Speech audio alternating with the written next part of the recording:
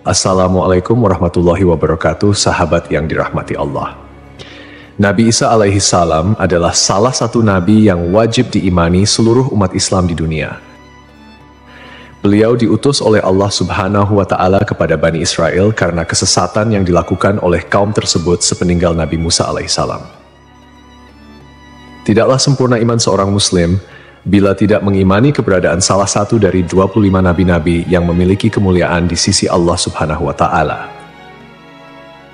Pada akhir zaman, Nabi Isa alaihi salam akan kembali turun ke bumi untuk membunuh Dajjal, musuh umat Muslim yang paling ditakuti karena kehebatan fitnahnya. Nabi Isa akan datang kembali ke muka bumi demi menegakkan kebenaran serta memberi petunjuk jalan menuju keselamatan. Selain itu, ia juga membawa misi penting untuk membunuh Dajjal. Dajjal akan menyebarkan fitnah, kemudian berusaha menyesatkan umat manusia agar jauh dari jalan Allah. Tipu dayanya amatlah dahsyat sehingga yang baik akan terlihat buruk. Namun, tahukah Anda mengapa justru Nabi Isa alaihi salam yang ditugaskan Allah Subhanahu wa Ta'ala untuk membunuh Dajjal? Mengapa bukan Nabi Muhammad Shallallahu Alaihi Wasallam yang secara syariat sebagai junjungan seluruh umat Muslim di dunia? Sejatinya, hanya Allah SWT yang tahu alasan mengapa mengutus Nabi Isa untuk membunuh Dajjal.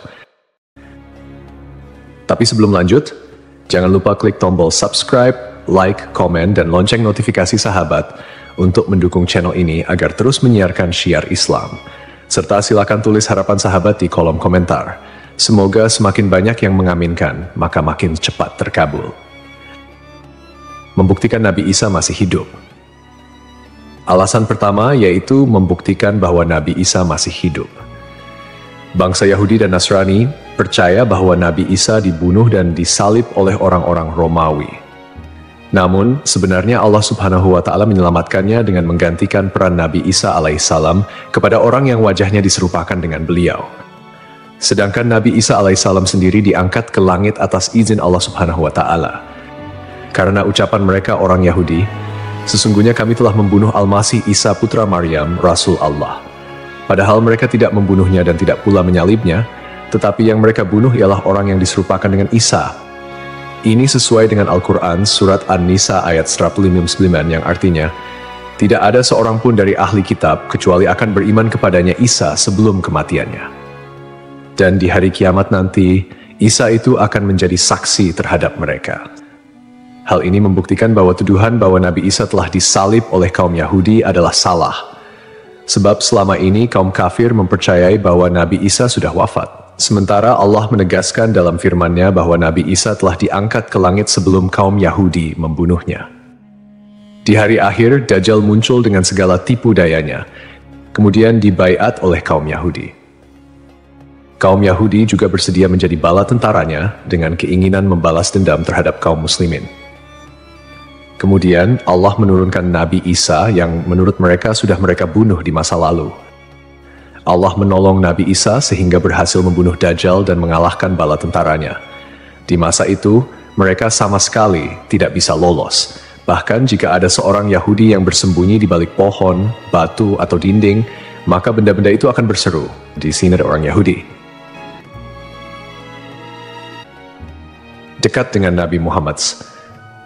Salah satu nabi yang memiliki kedekatan khusus dengan Nabi Muhammad adalah Nabi Isa. Aku adalah manusia yang paling dekat dengan Isa bin Maryam.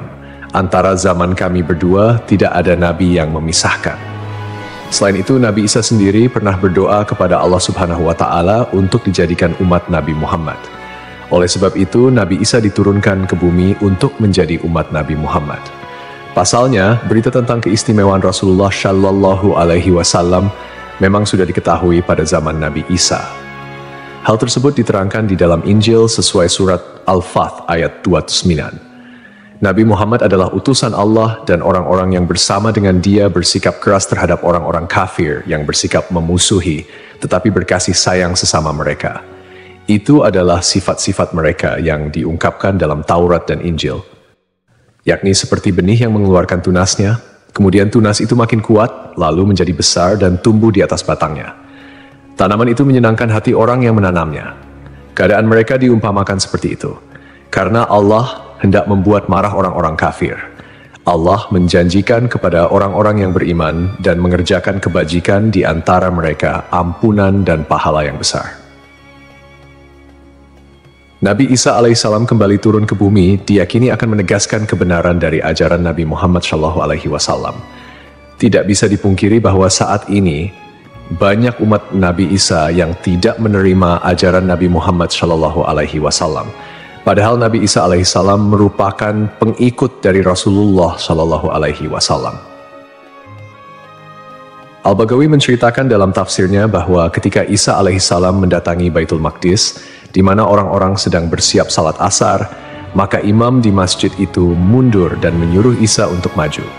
Namun Nabi Isa enggan dan ia tetap salat di belakang imam dengan syariat Nabi Muhammad SAW. Menjalankan kewajiban jihad. Menjalankan kewajiban jihad sebagai kaum muslimin adalah tugas yang penting. Maka Nabi Isa diturunkan ke bumi untuk menjadi umat Nabi Muhammad.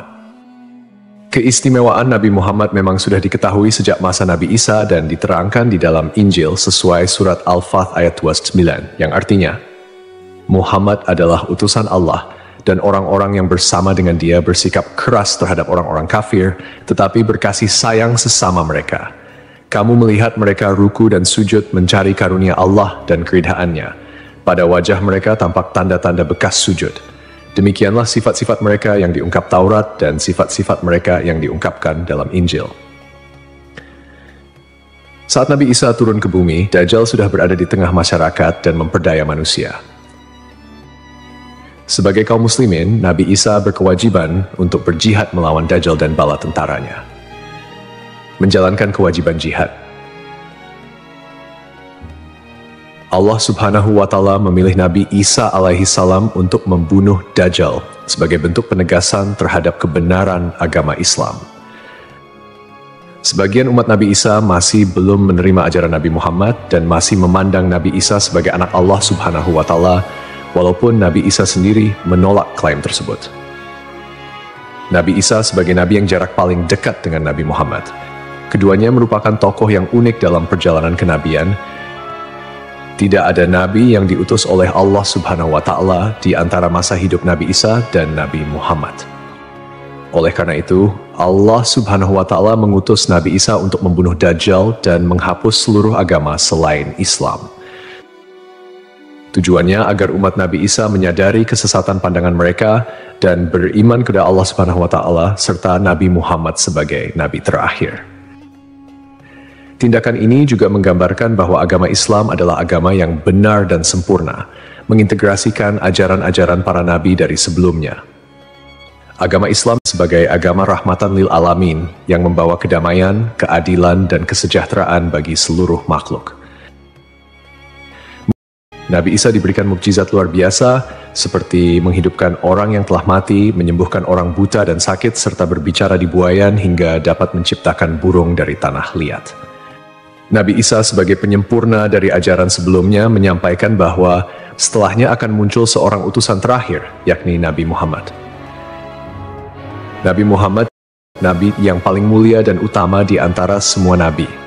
Beliau dianugerahi mukjizat terbesar, yaitu Al-Quran, yang merupakan firman Allah Subhanahu wa Ta'ala yang tidak dapat ditiru ataupun diubah oleh siapapun.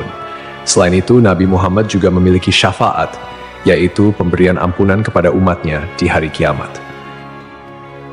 Melalui perbuatan membunuh Dajjal, Nabi Isa akan memperkuat dan menegaskan kemuliaan Nabi Muhammad, mengakui kedudukannya sebagai nabi penutup zaman. Tidak hanya Al-Quran, Nabi Muhammad juga diberikan mukjizat lain seperti membelah bulan dan air mengalir dari jemari tangannya. Perjalanan Isra dan Miraj serta mampu bersabda dalam berbagai bahasa. Mukjizat-mukjizat ini menunjukkan kekuasaan Allah yang melampaui batas akal manusia. Sementara keistimewaan Nabi Muhammad sebagai utusan Allah yang paling sempurna semakin terungkap, akhlak mulia, kejujuran tak tercela, keberanian luar biasa, dan kepedulian yang mendalam terhadap umatnya juga menjadi bagian dari kepribadian Nabi Muhammad. Beliau adalah uswatun hasanah, telan baik bagi seluruh manusia. Hubungan dekat Nabi Isa dan Nabi Muhammad terlihat jelas, di mana Nabi Isa adalah nabi yang paling mendekati masa kenabian Nabi Muhammad tanpa ada nabi lain yang diutus oleh Allah antara keduanya. Nabi Isa bahkan menyampaikan kabar tentang kedatangan Nabi Muhammad sebagai nabi terakhir. Beliau mengakui bahwa Nabi Muhammad adalah nabi penutup para nabi dan menyatakan persaudaraan di antara mereka, cinta dan saling menghormati. Nabi Isa dan Nabi Muhammad menjadi bukti kebersamaan spiritual dengan mengakhiri keberadaan Dajjal. Nabi Isa secara simbolis menegaskan kemuliaan Nabi Muhammad dan menghormati sebagai nabi akhir zaman. Untuk dikembalikan ke tanah. Alasan selanjutnya, Nabi Isa alaihissalam akan dikembalikan ke bumi sesuai kodrat manusia yang tercipta dari tanah. Hal tersebut sebagaimana yang dijelaskan pada surah H ayat 5 yang artinya, dari bumi kami menciptakan kamu, dan kepadanya kami akan mengembalikan kamu, dan daripadanya pula kami akan mengeluarkan kamu pada kali yang lain. Nabi Isa alaihissalam diturunkan ke bumi juga menandakan bahwa ajalnya akan tiba. Setelah wafat, Nabi Isa alaihissalam akan dimakamkan di tanah suci, lalu dibangkitkan kembali bersama manusia lain di hari kebangkitan. Mengenai lokasi makam Nabi Isa alaihissalam, terdapat perbedaan pendapat di kalangan ulama. Sebagian ulama mengatakan lokasinya terletak di Bait al-Maqdis, dan sebagian lainnya mengatakan akan dimakamkan bersama Nabi Muhammad SAW. Sebagai muslim yang beriman, tidaklah pantas bagi kita untuk membanding-bandingkan siapa nabi yang lebih hebat, karena semua nabi yang diutus oleh Allah Subhanahu wa Ta'ala mempunyai tujuan yang sama, yaitu mengajak tauhid, mengagungkan kebesarannya. Nabi Isa alaihissalam selain ditugaskan Allah Subhanahu wa Ta'ala untuk membunuh Dajjal pada akhir zaman, ternyata beliau juga akan memiliki tugas dan maksud tertentu yang pada intinya adalah menegaskan ajaran yang dibawa oleh Nabi Muhammad SAW kepada seluruh manusia yang ada di dunia. Semoga kita semua bisa memetik pelajaran. Wallahu a'lam.